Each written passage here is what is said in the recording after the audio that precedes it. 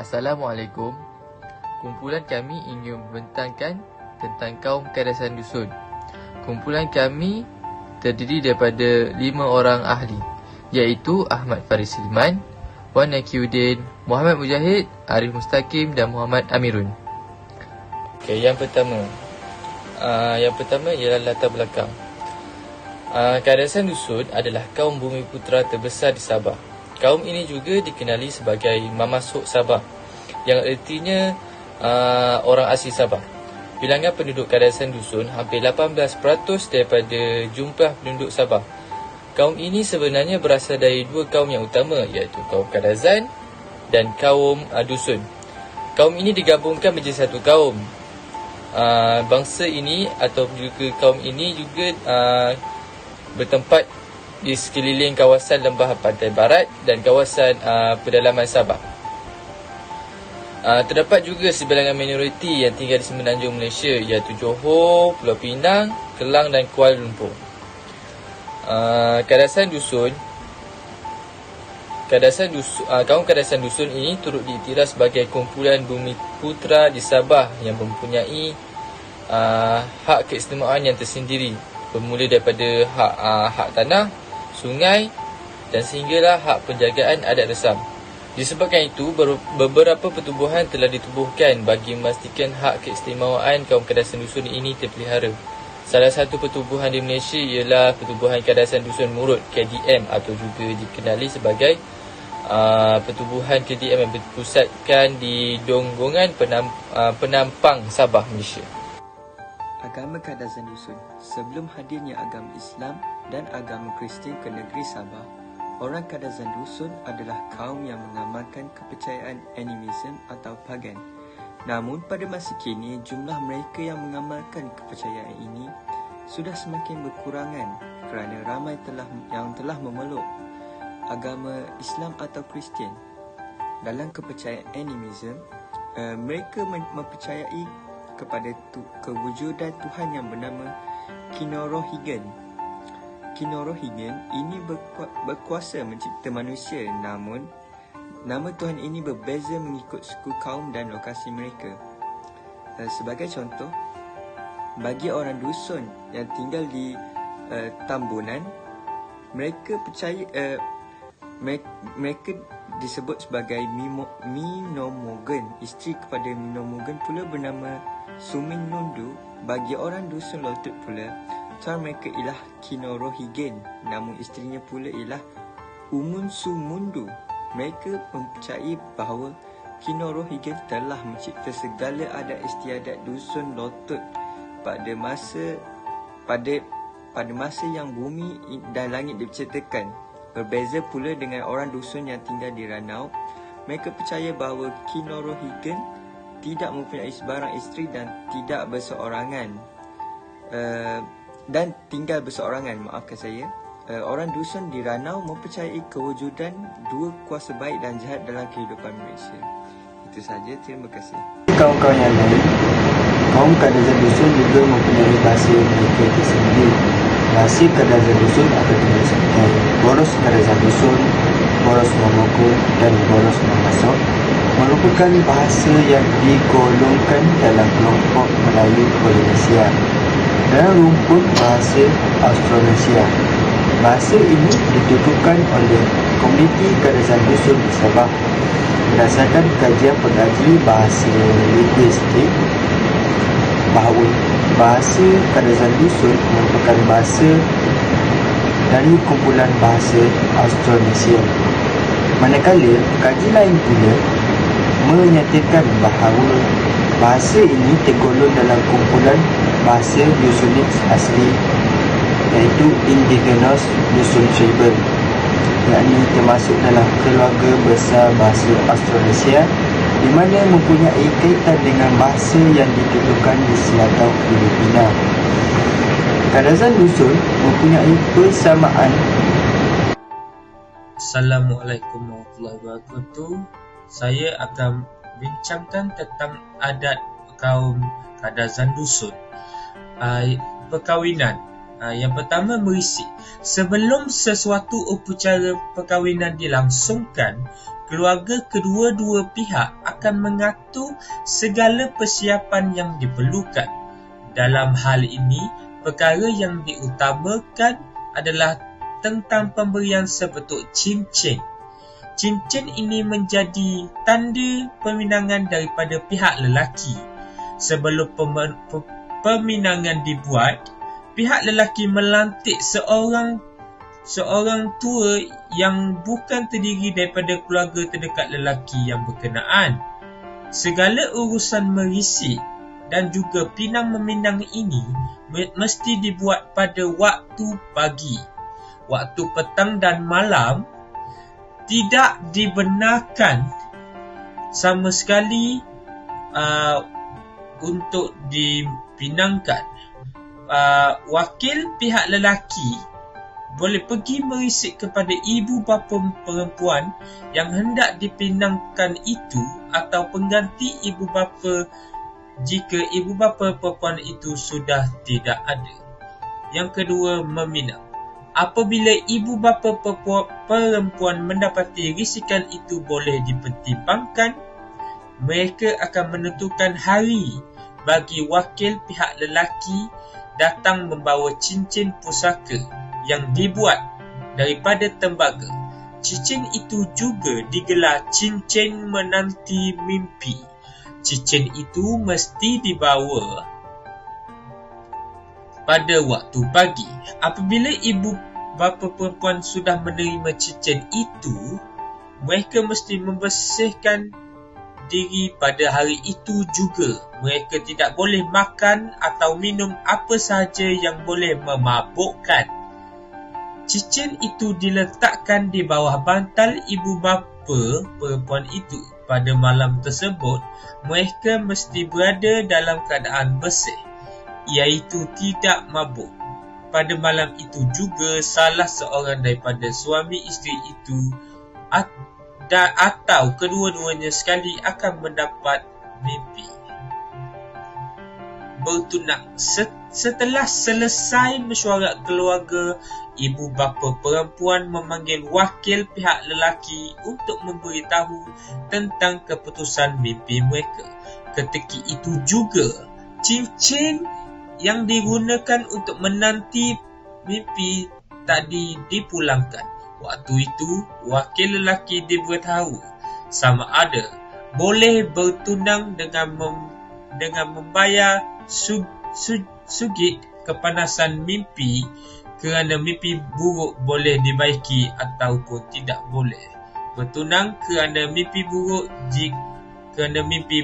Jika mimpi baik, proses pertunangan itu diteruskan. Perundingan antara pihak lelaki dengan ibu bapa pihak perempuan hanya berkisar pada syarat-syarat hantaran perkahwinan, menentukan tarikh perkahwinan dan kadar besar atau lamanya pesta perkahwinan itu. Pertunangan yang telah ditetapkan tidak boleh diingkari. Jika tidak, pihak yang ingkar terpaksa membayar seluruh atau separuh hantaran yang sudah ditentukan ketika mengikat pertunangan dahulu. Bayaran ini dibuat di depan pengadilan adat. Hantaran kahwin biasanya terdiri daripada pelbagai jenis makanan, alat untuk adat istiadat dan barang untuk memperteguhkan semangat. Majlis perkahwinan. Majlis perkahwinan orang Kadazan memakan masa selama 3 hari. Perkara yang paling penting dalam upacara perkahwinan ialah memohon piasi, iaitu upacara menukar gumpalan nasi. Untuk memulakan upacara ini, pengantin lelaki dan perempuan duduk berhadapan di tengah-tengah bulatan gadis-gadis yang berpakaian tradisional berwarna hitam. Di hadapan mereka terletak seperiuk nasi dan kedua-dua pengantin akan mengenggam nasi dan periuk tersebut untuk dijadikan gumpalan sebesar telur ayam. Kemudian kedua-duanya akan bertukar-tukar gumpalan nasi itu lalu dimakan. Mendiri dan dan masuk rumah baru. Mendirikan dan masuk rumah baru hendaklah dimulai dengan upacara tumedek atau menanda. Upacara ini hendaklah dilakukan pada hari-hari penting bagi masyarakat dusun yang dipanggil Tadau Rampagas Tanom. Selipunan do kesilau, selipunan Tadau Daat, selipunan Tulan Daat, kepoposan Tulan Daat dan selipunan Tulan Kelimo. Begitu juga dengan masuk rumah baru harus pada hari-hari yang terpilih dan diiringi dengan upacara sembahyang doa atau mengendi. Upacara ini dilakukan oleh golongan yang mahir. Untuk mengendi, lazimnya golongan perempuan yang melakukan upacara mengendi dan bukan daripada golongan lelaki. Itu sahaja untuk adat kaum Kadazan Dusun. Terima kasih. Bismillahirrahmanirrahim. Assalamualaikum. So sekarang saya akan menceritakan ataupun menerangkan sedikit mengenai budaya kaum Kadazan Dusun. Yang pertama adalah perayaan. Perayaan bagi kaum Kadazan Dusun ini adalah dinamakan sebagai pesta keamatan ataupun pesta menuai. Pesta keamatan ini disambut oleh kaum Kadazan Dusun sebagai meraihkan tuayan yang baik.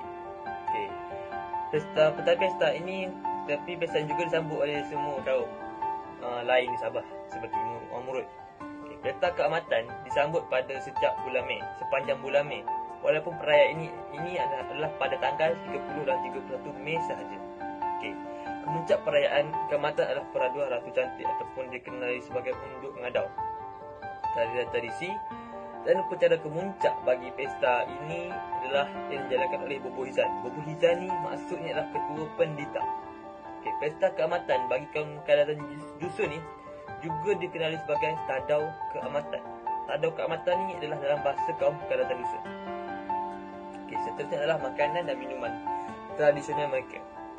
Antara makanan tradisi mereka adalah kinaba, nusum, binasakan, boso, buhau, sup kenori, bakas dan sup manuk lihing. Itu antara makanan-makanan tradisi mereka. Dan minuman pula adalah tapai dan lihing. Tapai dan lihing merupakan minuman mereka. Makanan dan minuman ni boleh ataupun dapat disediakan dengan pelbagai cara mengikut kebiasaan amalan tradisi kaum tersebut. Yang ketiga adalah tarian tradisional mereka. Tarian tradisional mereka adalah tarian Sumazau. Tarian ini sudah semasa dikenal seluruh Malaysia. Tarian ritualnya memenuhi pelbagai fungsi seperti mengucap kesyukuran yang berkaitan dengan kegiatan menanam dan menuai padi, untuk menolak bala, menyemangatkan lagi semangat ataupun mengubati penyakit. Dan untuk makluman semua, dikatakan bahawa tarian ini berasal daripada cara buruh helang terbang dan ditiru oleh petani-petani kaum Kadazan Dusun yang sedang duduk berehat di sebuah pondok yang dipanggil Suhak oleh warga tempatan selepas penat mereka bekerja menguruskan padi-padi. Dan irama bagi tarian Sumazau ini pula adalah secara perlahan. Ada alat pengiring yang wajib ada ketika tarian Sumazau ini dilakukan adalah set gong dan set gendang. Itulah alatan yang wajib. Seterusnya, pasangan penari berhadapan dengan menggerakkan kaki, berlangkah kecil, sementara tumit kaki diangkat dan diturunkan mengikut irama. Itu merupakan cara langkah untuk melakukan tarian Sumazau ni. Dan ketika menari, tangan dikepakkan keluar dan digerakkan turun naik macam burung terbang. Seterusnya, biasanya Sumazau ditarikan secara berpasangan lelaki dan perempuan ketika pesta keamatan tadi.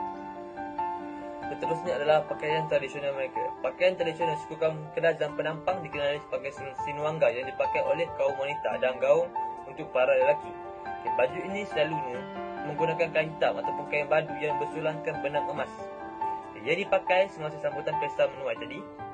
Sinuangga ni dilengkapi dengan perhiasan ikatan pinggang yang dipanggil himpong god ataupun logam perak ataupun dua lilitan pada bahagian atas dan bawah perhiasan pinggang. Dan tangku pula adalah logam tembaga. Dan gaung dihiasi dengan berenda keemasan dan butang Betawi dengan topi yang dinamakan sebagai singgah ataupun tajak dari kain dastar yang ditenun. Ia juga disertakan dengan sandagon. Sandagon ni adalah hiasan daripada daun palma hanya dapat dipakai ketika mempersembahkan tanda sumazau itu saja. Okay, cara dia yang dipakaikan secara menyilam pada tubuh badan. Sandagoni adalah pakaian yang dipakai secara menyilam pada tubuh badan. Pakaian tradisional suku kaum dusun Tambunan pula dipanggil sebagai sinom biaka bagi yang telah dipermodenkan. Okay, manakala jenis yang asal dikenali sebagai sinom biaka robituan, di mana mempunyai hiasan lebih ringkas. Okay, pakaian tradisional suku kaum dusun Tindal Kota Belud dipanggil sebagai sinipak. So untuk pakaian tradisional mereka kan kaum Kadazan Dusun. Untuk makluman, kaum Kadazan Dusun ni, dalam kaum ni pelbagai kaum lagi ada sebenarnya. Sebab itulah pakaian tradisional mereka tidak tetap, sebab dalam kaum Kadazan Dusun sendiri pun dah pelbagai kaum. So mereka mempunyai pelbagai pakaian tradisional. Dan yang terakhir adalah muzik tradisional. Kebanyakan alat-alat muzik di Sabah dibuat daripada bahan-bahan asli. Bagi contoh tongkungon, turali, suling ataupun seruling, sempoton dan tonggugak diperbuat daripada buluh. Alat-alat seperti gambus, kompas dan gendang diperbuat daripada kulit kambing. Gong dan kulintangan dibuat daripada kayu lembut dan menyerupai gitar. Gitar bertali, gitar panjang bertali 3 yang dibuat daripada giman, sejenis gantian pokok palma. Okay. Alat-alat muzik di Sabah ni terbagi kepada 3, iaitu kordofon, aerofon dan aidofon. Okay. Kordofon ni contohnya adalah tongkungon, gambus, sundatang ataupun gagayan. Itu yang pertama. Yang kedua adalah aerofon.